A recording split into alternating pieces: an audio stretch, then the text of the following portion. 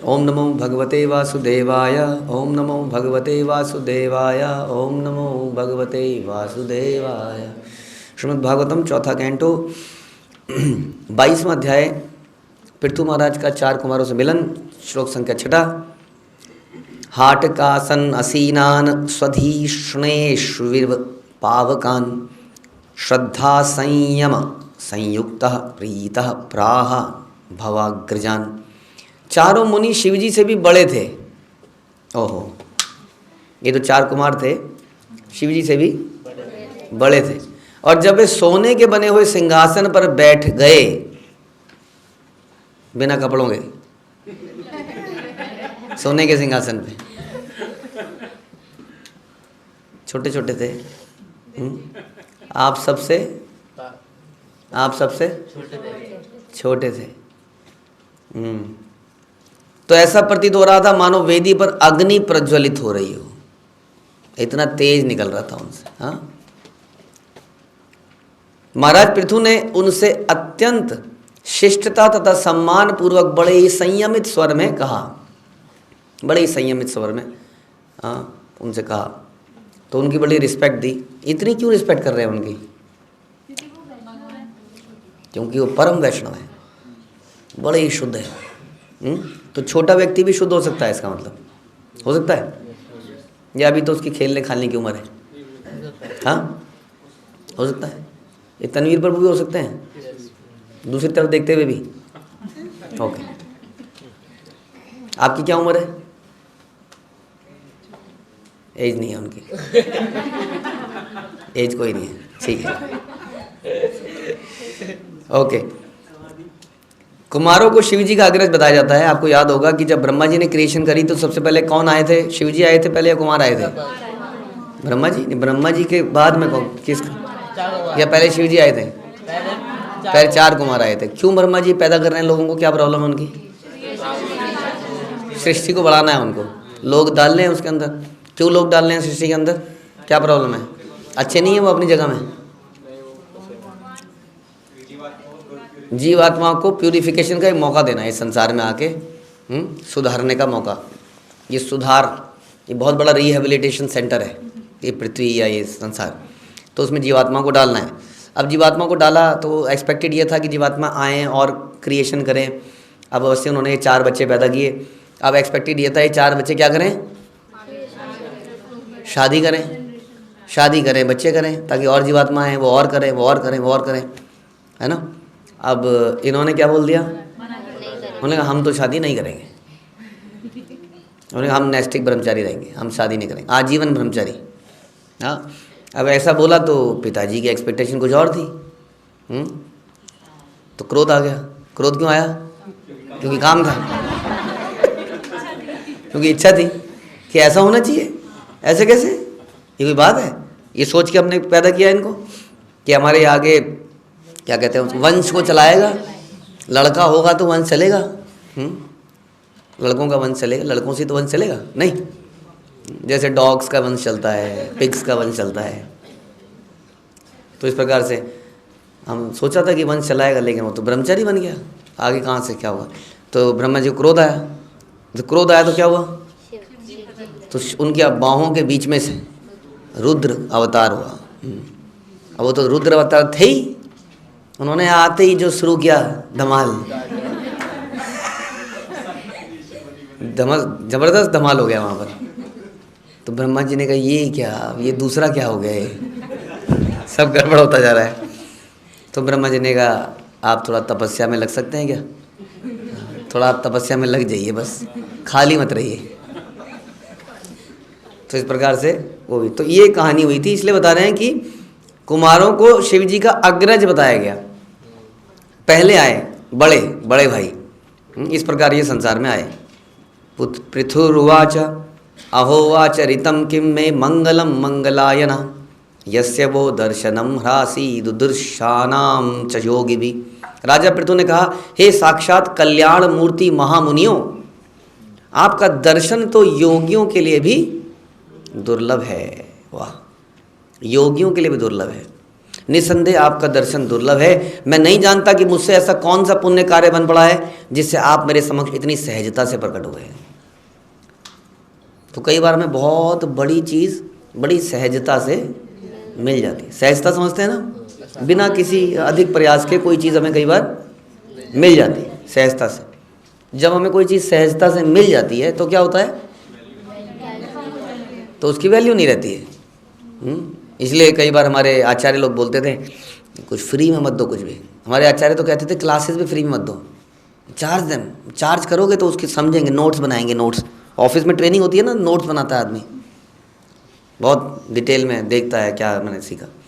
अब यहाँ पे तो बनाता नहीं है, तो क्योंकि वो फ्री में है सब कुछ। तो हमारे आचार्य तो कहते थे सब कुछ चार्ज करो। इसलिए हम कहते हैं कि पुस्तक भी किसी को दो, भगवत गीता, तो चार्ज करो, उससे कोशिश करो। अनलेस कि कोई बहुत ही ईगर व्यक्ति है पढ़ने के लिए, पैसे नहीं दे सकता है। तो क्योंकि सहजता से कोई चीज़ मिलती है उसकी वैल्यू नहीं रहती है। लेकिन ऐसे पृथु महाराज जैसे भक्त लोग, किसी कोई चीज़ सहजता भी मिलती है तो उसकी भी वैल्यू करते हैं। ये वैल्यू करें, आप पता नहीं क्यों आ गए, कैसे आ गए मेरे जैसे व्यक्ति के पास, आप आ कैसे गए। तो वो इसी बात को सोच के परेशान है, इतने सहजता से कैसे प्रकट हो गए, क्योंकि आपका दर्शन बड़ा दुर्लभ है कि नहीं। शास्त्र बता रहे हैं। अब हम सुनते हैं कि मनुष्या नाम सहस्त्रेषु कश्चित यदति सिद्ध है। बहुत सारे मनुष्यों में बहुत ही कम लोग हैं जो भगवान को ढूंढने का प्रयास करते हैं। उसमें से कुछ ही लोग हैं जो भगवान को समझ पाते हैं, आगे बढ़ पाते हैं। These people are very rare. कहीं पे भी परसेंटेज निकाल सकते हैं आप, गाज़ियाबाद में, इंडिया में, वर्ल्ड में डिवोटीज़ की परसेंटेज निकाल लोगे तो शायद 1% आएगा ही नहीं। वो पता नहीं 0.0000 कहाँ जाके जाएगा, नहीं। तो कितना रेयर हो गया। लेकिन हमारे लिए आम बात है, ये आम रास्ता है, मैंगो वे, वो आम बन जाता है हमारे लिए, कॉमन, क्योंकि हमें इजीली अवेलेबल है। लेकिन जो चीज़ इजीली अवेलेबल होगी हमें उसके लिए भी सोचना चाहिए, वो ऐसा क्यों अवेलेबल हो जाती है, प्रभुपाद बता रहे हैं। तो हमें क्या सोचना चाहिए ऐसे में कि ज़रूर मैंने कुछ तो ऐसा कर दिया जो कि मुझे समझ नहीं आ रहा है, कुछ स्पेशल किया या मुझसे करवाया गया, वटेवर। अज्ञात सुकृति जैसे हम कहते हैं, अज्ञात, हमें पता ही नहीं है हमने कब कर दिया। अरे कोई आया था, उसने गीता थमा दी मेरे को, अब जब मांगने लगा, गिड़गिड़ाने लगा तो मैंने दे दिए पैसे, कर दिया। अज्ञानतावश कर दिया। वो लोग आए थे, वो रथ ले जा रहे थे तो मैंने रथ को पकड़ लिया। संकीर्तन जा रहा था तो मैं थोड़ी देर उनके साथ हो लिया। ढोल बढ़िया बज रहा था संकीर्तन में, मैं थोड़ी देर नाच लिया। भूख लग रही थी तो खिचड़ी बांट रहे थे तो मैंने खिचड़ी खा ली। अज्ञात से, उसको पता ही नहीं कि उसने क्या कर दिया, नहीं, उसको वास्तव में मालूम नहीं है। भक्त लोग ऐसे करवा देते हैं, इसको अज्ञात सुकृति करते हैं। उसने जानबूझ के नहीं किया, उसको अनजाने में कर दिया, और उसके कारण तभी ऐसा हो रहा है कि कुछ हमारे जीवन में अब ऐसा हो रहा है। Nothing is accidental. इस संसार में कुछ भी एक्सीडेंट नहीं है, सब कुछ वेरी प्लान्ड है। अगर आप देखो अपने आसपास, ये तो साइंटिस्ट कहते हैं, who are suppose to say कि everything is as per the design. Scientist should say that actually में, क्योंकि उनकी साइंस चलेगी तब ना जब सब चीज़ों की प्रिडिक्शन कर सको आप।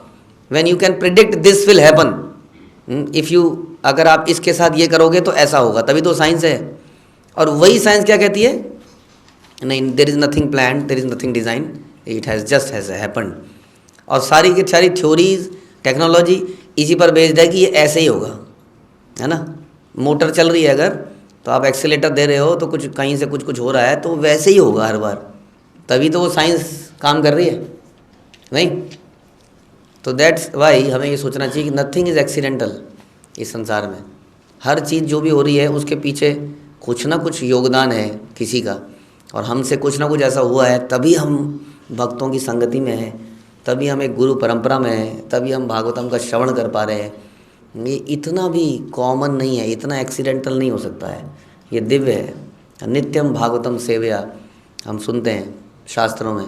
अगर हम भागवत पढ़ पा रहे हैं, अगर हम गीता सुन पा रहे हैं, पढ़ पा रहे हैं, तो ये हमें समझना चाहिए कि इट्स अ ग्रेट थिंग, हमें कोई बहुत बड़ी वस्तु मिली है। एंड पृथु महाराज बड़े ग्रेटफुल हैं इस चीज़ के लिए, वो उनको प्रणाम कर रहे हैं और यही बोले जा रहे हैं कि कौन सा पुण्य कोई तो किया है जिसके कारण आप इतनी सहजता से प्रकट हो गए। वास्तव में वो सहजता से प्रकट नहीं हुए, और हमने अगर उसको सहजता से ले लिया तो क्या होगा, बहुत जल्दी वो चले भी जाएंगे हमारे जीवन से।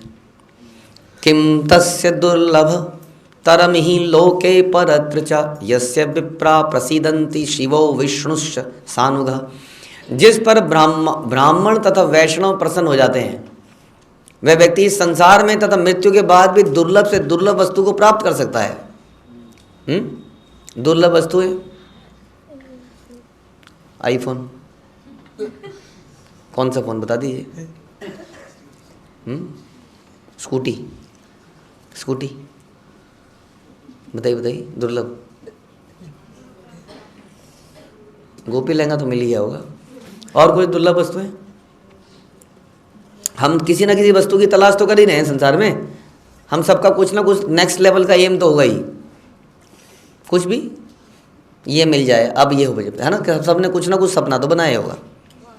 वॉच, वेरी गुड, शाबाश। तो इस तरीके से दुर्लभ वस्तु भी प्राप्त हो सकती है। कब? भगवान प्रसन्न हो जाए। बिल्कुल गलत जवाब। ब्राह्मण और वैष्णव प्रसन्न हो जाए, शास्त्र यही बता रहे हैं। जिस पर ब्राह्मण तथा वैष्णव प्रसन्न हो जाते हैं, वह व्यक्ति संसार में तथा मृत्यु के बाद भी दुर्लभ से दुर्लभ वस्तु प्राप्त कर सकता है। यदि आपको ये सब वस्तुएं भी चाहिए, सर्व काम, मोक्ष काम, अकाम, निष्काम, वटेवर कोई सा भी काम अगर प्राप्त करना है तो तीव्रेन भक्ति योगेन, तो भगवान के पास जाना पड़ेगा। लेकिन भक्त किसके कौन से काम के लिए जाते हैं? वो निष्काम उन्हें आपकी सेवा, यही काम है हमारा, उसके लिए। तो भगवान की सेवा में काम भी लग जाता है, भगवान की सेवा में क्रोध भी लग जाता है। अब क्रोध हमारी समस्या है, क्या करें, आ ही जाता है। एल्बर्ट पिंटो को गुस्सा क्यों आता है? यही नाम था, आ ही जाता है। अब क्या करें जब आ जाता है तो? बताइए क्या करें?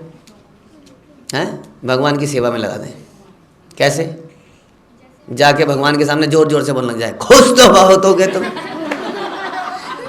क्या करें? हैं? वैष्णव की निंदा करें तो पहले किसी को निंदा करने के लिए उकसाएं और फिर उसको धार से, मैंने अपना क्रोध भगवान की सेवा में लगा दिया। उसके दो लगा दिए। गुरु बोलेंगे कुछ होगा तब तो क्रोध रहेगा कहाँ अंदर? अभी आया हुआ, इस वक्त आया हुआ है भैया। अब वेट कर, गुरु जी आप बोलें तो मैं जरा लगा दूं इसके हाथ में खुजली हो रही है। हाँ, कुछ ऐसा प्रण लें, बोले आज ही जाके 100 गीता डिस्ट्रीब्यूट करके आऊंगा, निकल जाऊंगा, छोड़ूंगा नहीं, मैं किसी को नहीं छोड़ूंगा। निकल गया वो और करके ही आऊंगा, लगा दिया उसने। नहीं तो होता है ठंड लग रही है।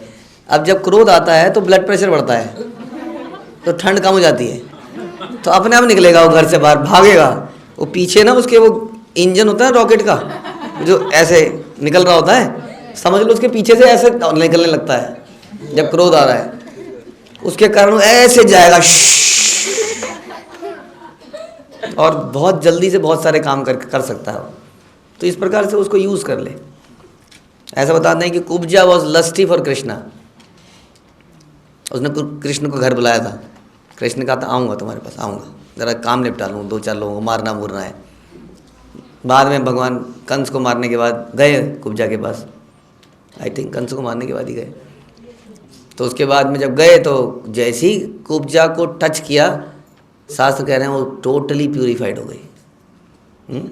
इसलिए हमारे अंदर अगर काम इच्छाएं भी हैं वटेवर, वो कृष्ण के लिए यदि है तो बहुत बढ़िया है, क्योंकि उससे हम प्यूरीफाई हो जाएंगे।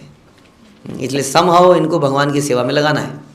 इसलिए कह रहे हैं कि हाँ, किसी तरह से यदि हम ब्राह्मण और वैष्णव को प्रसन्न कर लें तो संसार में और मृत्यु के बाद भी दुर्लभ से दुर्लभ वस्तु भी प्राप्त कर सकता है। यही नहीं, ब्राह्मणों तथा वैष्णव के साथ साथ रहने वाले उस व्यक्ति को कल्याणकारी शिव तथा भगवान विष्णु का अनुग्रह प्राप्त हो जाता है। बताइए किसको किसको? ध्यान से नहीं सुना आपने, बड़ी इंपॉर्टेंट बात बताई।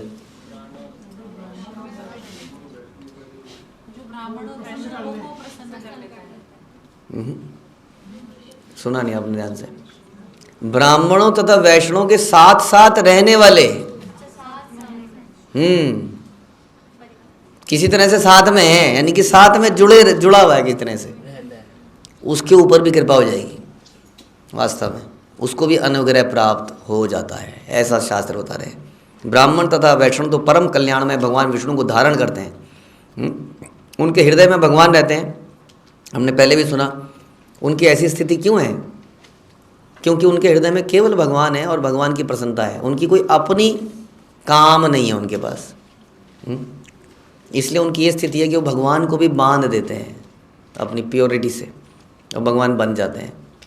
इसलिए ऐसे लोगों के साथ में रहना, उनको सपोर्ट कर देना, उनकी सेवा कर देने से हमें भी, हमारा भी कल्याण हो जाता है, हमें हर वस्तु प्राप्त हो जाती है, चाहे हमें सांसारिक काम भी क्यों ना हो, वो भी पूरा होगा और उसके साथ साथ उसकी प्यूरिफिकेशन भी होगी, उसकी इच्छा भी समाप्त हो जाएगी ध्रुव महाराज की तरह, और टोटली प्यूरीफाई होकर भगवान के धाम में चला जाएगा। इसलिए समहाउ और अदर किसी तरीके से वैष्णवों के बीच में रह के उनको प्रसन्न करना हमारे जीवन का एकमात्र उद्देश्य होना चाहिए। हरे कृष्ण। श्रील प्रभुपाद की जय। ग्रंथराज श्रीमद् भागवतम की जय।